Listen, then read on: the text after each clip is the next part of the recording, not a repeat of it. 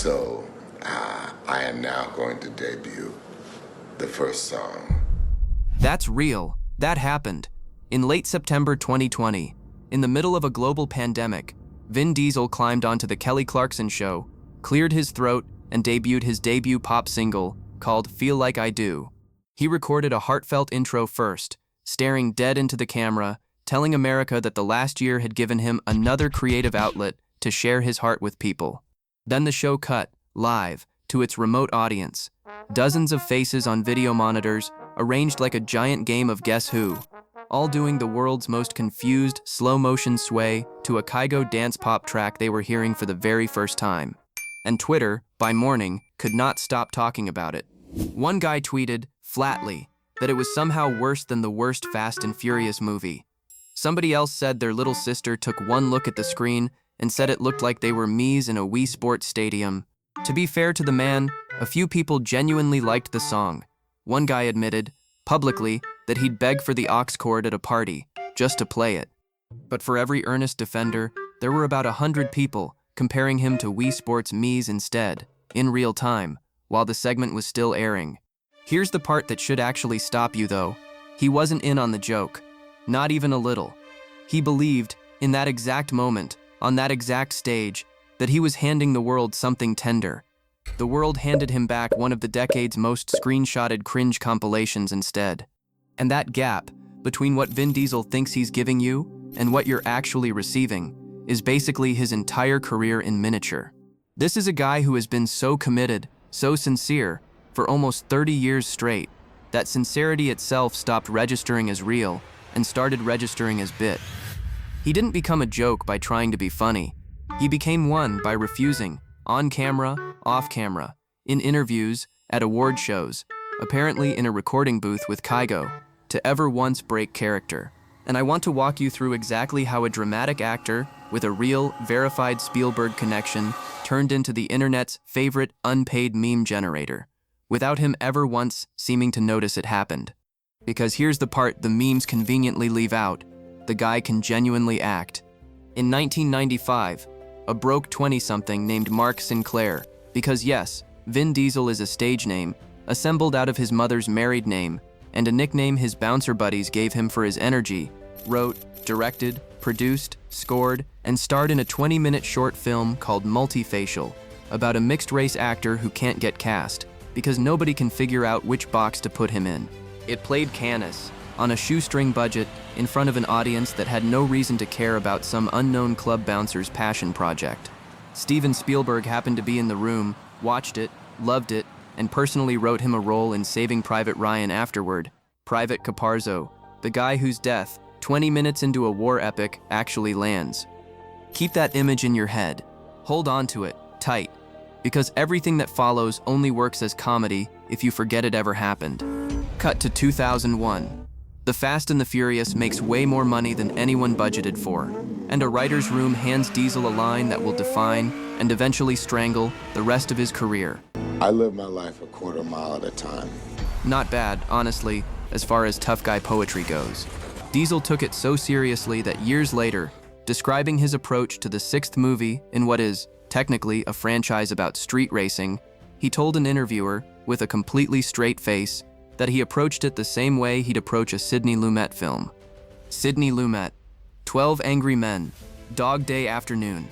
Applied, sincerely, to a movie where a bank vault gets dragged, on a chain, through downtown Rio, by a tank, while Vin Diesel white-knuckles the wheel behind it and Paul Walker screams directions from the passenger seat.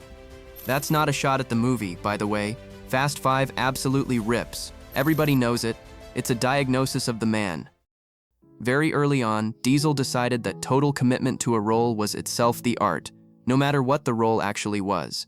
And for a while, that exact instinct paid off, in a genuinely spectacular way, because it's the same instinct that made him walk away from a fortune just to protect it. Here's a twist most people forget. In 2003, Universal offered Diesel somewhere between $20 and $25 million in cash to come back for Too Fast, Too Furious. He said no, flatly, not because the check was too small, but because he genuinely thought a rushed cash grab sequel would cheapen something he already, at that point, believed was a classic. So he walked, on principle, straight into his actual passion project instead, The Chronicles of Riddick, continuing a character he loved from the cult sci-fi hit Pitch Black. Riddick bombed, hard enough that Universal shelved the entire franchise indefinitely. Hollywood's read, at the time, was that Diesel had just torched his own career, out of pure ego. Hollywood was wrong though, and not for the reason you'd think. 3 years later, Universal needed him back to save a sinking Tokyo Drift, and Diesel agreed to a cameo for free. In exchange, he didn't want a paycheck at all. He wanted the full cinematic rights to Riddick, handed over outright, in writing. Universal, desperate, said yes. A 90-second appearance bought him permanent ownership of an entire dead franchise, which he then spent the next 2 decades, quietly, trying to resurrect, mostly to shrugging reviews and modest box office. He wasn't chasing a check on that deal. He was buying back a piece of his own mythology, in cash, at a markup nobody else on the lot would have paid, which is precisely the instinct that curdled, once Fast actually became a billion-dollar machine, into the version of him you've all been screenshotting for a decade. Because somewhere between Fast 5 and Furious 7, family stopped being a theme and became a full-blown, unstoppable verbal tick. Picture the dinner table toast scenes. Everyone crowded around one long table, beers raised, Corona bottles sweating, Dom standing up unprompted to deliver another speech about loyalty and blood and brotherhood, while the camera slowly pushes in on his face, like this is the Gettysburg Address and not, in fact, the 4th toast of the movie.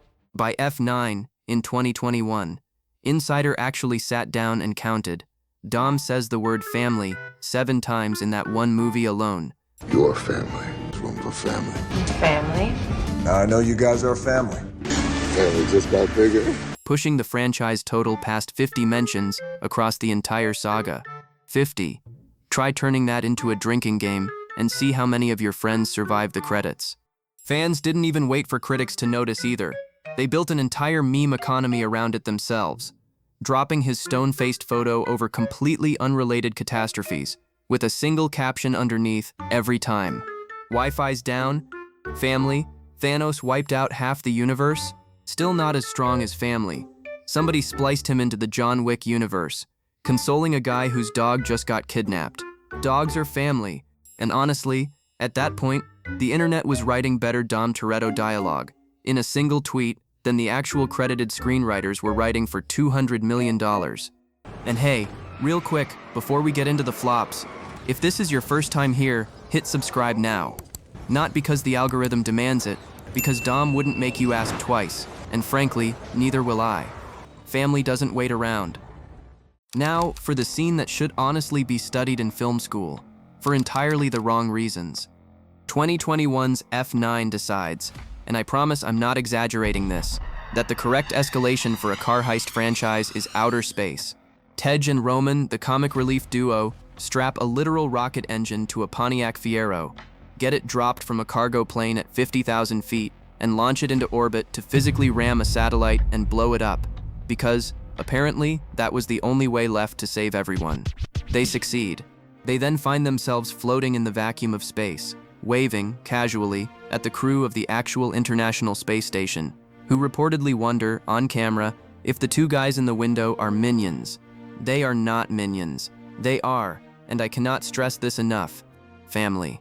Roman and Tej then hitch a ride home, and land back on Earth without a scratch on either of them, or, apparently, a single conversation with NASA. One regional TV critic reviewing the film couldn't even finish the space bit before pivoting straight into a shot at the star, writing that opposite John Cena's overly serious villain, Diesel's performance came off reliably terrible, stiff. That's not some random internet troll. That's a published film review, sitting right next to a paragraph seriously discussing orbital mechanics for a movie where 2 stunt guys drove a 1980s Pontiac into low Earth orbit using vibes and a ceramic coating. Now, here's where it gets almost unfair, because the single most beloved thing Diesel has ever done required him to do the least acting of his entire career by a mile. In 2014, James Gunn cast him as the voice of Groot in Guardians of the Galaxy, a sentient tree whose entire vocabulary, for the first film and most of the decade that followed, is 3 words: said in every possible combination of tone and pitch. That's the whole job. Different inflections, different languages, sometimes a completely different register, depending on whether Groot is a towering adult or a toddler dancing to the Jackson 5 in a flower pot. A wild internet rumor once claimed he made $54 million for saying 3 words. James Gunn had to personally shoot that rumor down. The real number still lands somewhere around $13 to $15 million per film, meaning, rumor aside, Vin Diesel still made a fortune roughly proportional to a word count you could fit on a single post-it note. And here's the scene that actually earns it.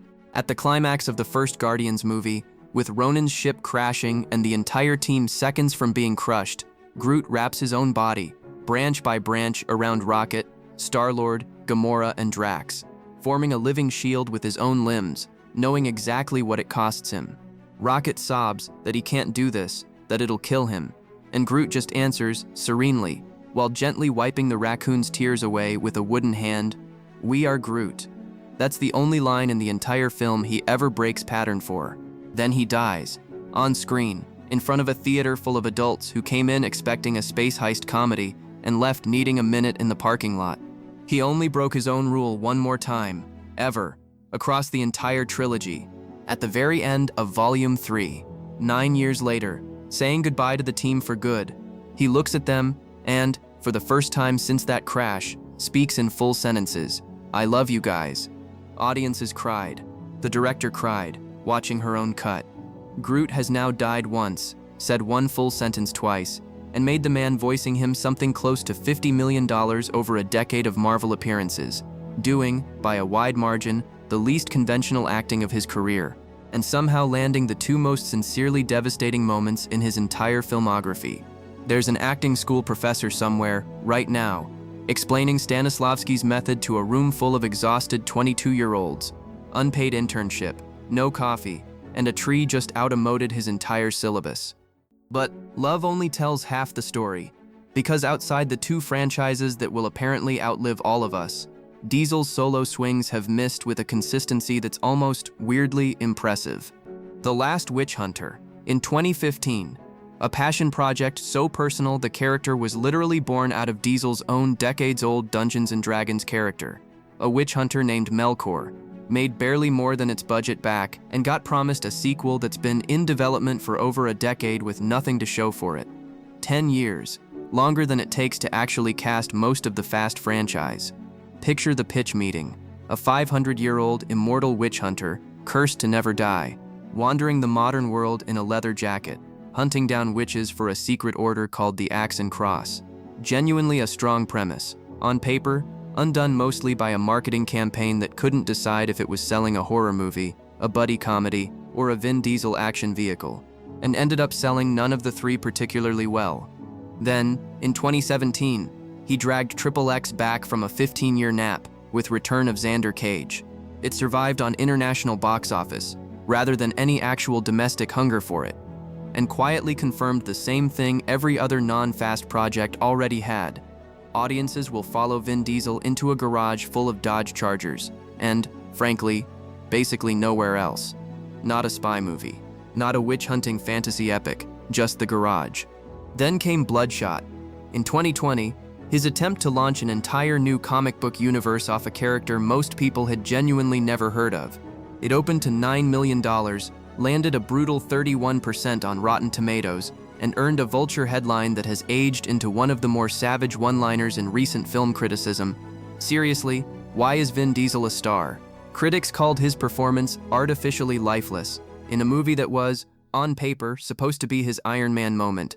It was not his Iron Man moment, it was closer to his Elektra moment, if you're old enough to remember why that's an insult. Here's the twist though. 5 years later, in 2025, Bloodshot quietly landed on streaming and became a legitimate hit.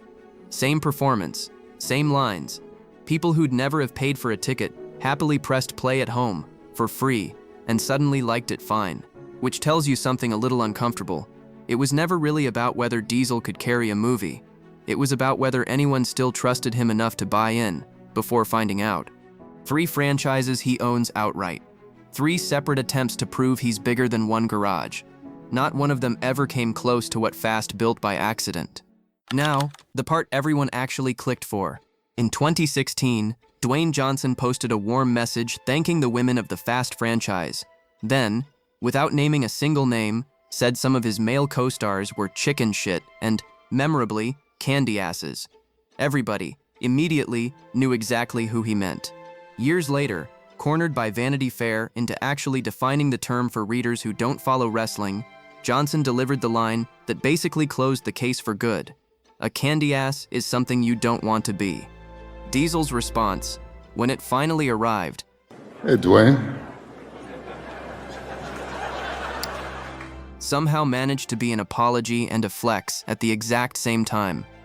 He told Men's Health the whole friction was actually him giving Johnson tough love to get his acting where it needed to be, meaning Vin Diesel, professional voice of a talking tree, had apparently been coaching Dwayne Johnson's performance without being asked, and without, it seems, Johnson's knowledge. Johnson found that funny enough to bring it right back up in the press, unprompted. Crew members reportedly thanked him, privately, after the original post first went up. You'd assume that's the end of it.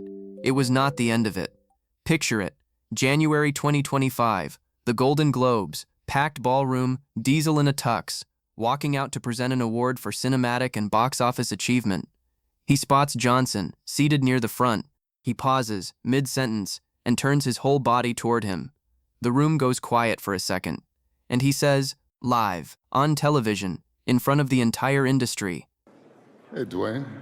That's it, nothing else, no punchline, no follow-up. Johnson just stares back, grinning, visibly unsure whether this is a bit or an ambush. The internet, within minutes, decided the feud was reigniting, live, on air. Diesel had to post an old photo of the two of them from a decade-old premiere, captioned, "All love, always," just to make the speculation stop. A grown man restarted a 9-year-old celebrity feud by saying somebody's first name into a microphone. No writer invents that. That's just a Tuesday for Vin Diesel. 2 words, 0 context, a week-long press cycle, somewhere, a WWE promo writer is furious he didn't get there first. Which brings us to the one movie where even his own franchise stopped covering for him. But before we get there, picture the other version of this man, the one that actually earns the benefit of the doubt. May 2015, the MTV Movie Awards, and Diesel walks out to present Best Female Performance, except the producers cue up "See You Again," the Furious 7 tribute song, as his entrance music. He stops, he looks out at the crowd. "The last time I stood on this stage," he says, quietly, "it was with my little brother Pablo." And then, unscripted, he just starts singing it. A cappella, a few bars, voice cracking in exactly the places you'd expect a voice to crack. The camera cuts to the audience. People are openly crying, mascara running, phones half raised, because nobody quite knows whether to film it or just watch. Whatever you think of everything else in this video, that moment was real. That register, that exact hushed, misty-eyed sincerity, was the correct tool for the job he was doing. Keep that scene in mind too, because we're going to need it later, for a very different reason. Fast X came out in 2023, opening, and this is a real structural choice somebody signed off on, with a 6-minute rehash of the Fast 5 climax before doing anything new at all. Cars fly through the air. A villain, played by Jason Momoa, chews so much scenery he starts improvising entire monologues on set. And the reviews landed on one specific, brutal, shared observation. Dom Toretto had become fully aware of his own reputation and was leaning into it, with zero irony whatsoever. One review put it about as directly as film criticism ever gets, writing that the character had become a meme who doesn't realize he's a meme. Sit with that for a second. That's not a critic saying Diesel gave a bad performance. That's a critic watching him play dress-up as his own internet reputation, with a completely straight face, inside a $340 million movie. Somebody got paid to write that sentence about a summer blockbuster, and it might be the single most accurate thing ever said about this man's entire career. But ending there would be too easy, because it lets you walk away thinking this is a guy who just doesn't know any better. He knows exactly what he's doing. He just doesn't think it's a bit. Underneath the family speeches, the candy-ass saga, the pop single, and the grinding videos, there's a genuinely earnest, borderline nerdy guy who's been playing Dungeons & Dragons since the early 80s, personally taught Dame Judi Dench how to roll dice on the set of Riddick, and once sat down with the actual cast of Critical Role, professional voice actors, for a web series called Vin Diesel, a session that was originally planned to run 2 full hours, then got quietly cut down to 20 minutes, at the request of his own manager, days before filming, presumably because somebody realized the world's biggest action star was about to spend 2 hours describing a fantasy tavern in more detail than most of his own screenplays. He wrote the foreword to a 30-year anniversary book on the game, and his was the only celebrity name on the entire cover, which is a genuinely wild flex if you sit with it. Vin Diesel out-nerding an entire industry of professional nerds. He's described the game as a training ground for the imagination, a place to try on identities before you're old enough to know which one actually fits.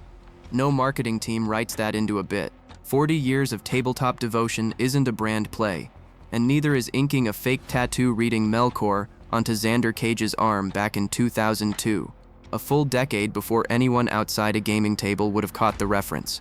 He just genuinely could not resist smuggling his childhood hobby into a movie about international espionage. When he talks about Melkor, or the Sidney Lumet comparison, or approaching a superhero role with the same seriousness as prestige drama, he's not performing for the cameras. He fully, actually means it, every single time. And that's exactly the problem. The joke was never that Vin Diesel doesn't mean it. The joke is that he means everything, at the exact same volume, all the time. The eulogy for a dead friend and a sponsorship read get delivered with identical gravity. When he told an MTV crowd in 2017 that he could never stand on that stage without giving love to his brother Pablo, Paul Walker's nickname, and Walker had been dead for 4 years by then, it was real, and thousands of people cried, watching it live. The man does not have a lower gear. He's got one setting, permanently dialed to maximum sincerity, and, as it turns out, he was about to use that exact same setting again, this July, for something you would genuinely never guess. So let's circle all the way back to where we started, because the Kelly Clarkson clip wasn't the only time this exact pattern played out. This past July, Diesel posted a shaky handheld video, black tank top, next to a 1970 Dodge Charger that isn't even in the actual movie, delivering a hushed monologue about years of grinding, with the same misty-eyed weight as a eulogy. Fans lost it.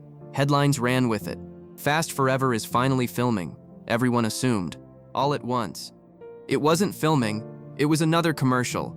The trades had to quietly walk it back within a week, and Universal wouldn't even confirm or deny anything, because there was nothing to confirm, and nobody was actually shocked. Nobody accused him of lying. The entire internet's first instinct was just, yeah, that checks out, that's so Vin. If Vin Diesel told you he was grinding on the set of his own retirement party, half the comment section would still say family, and mean it. He's sitting on something close to $225 million, 2 franchises he personally fought a studio to own outright, a Groot paycheck earned by saying 3 words with feeling, and a reputation built entirely on meaning every single thing he says. That reputation, somewhere along the way, became the punchline itself.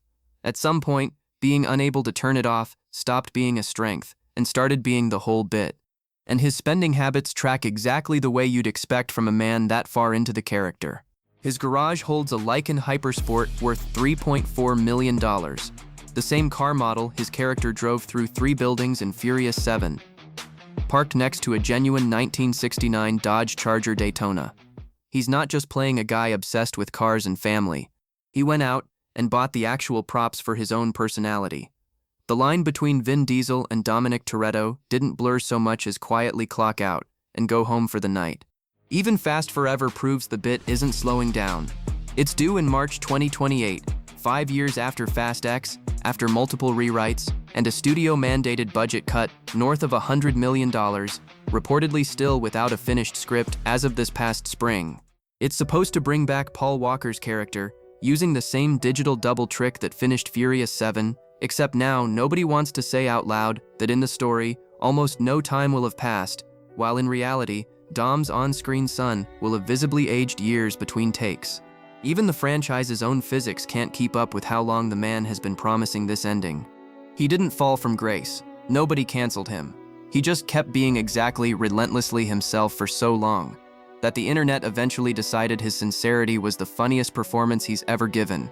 And the wild part is, He's probably out there right now, in some garage, next to a car that isn't in the movie, telling somebody with his whole chest that it's all for family. That's it for this one. Tell me in the comments which Vin Diesel moment you think crossed over from sincere into full self-parody first. I've got a theory it happened way earlier than Fast X, and I want to see if you land somewhere different.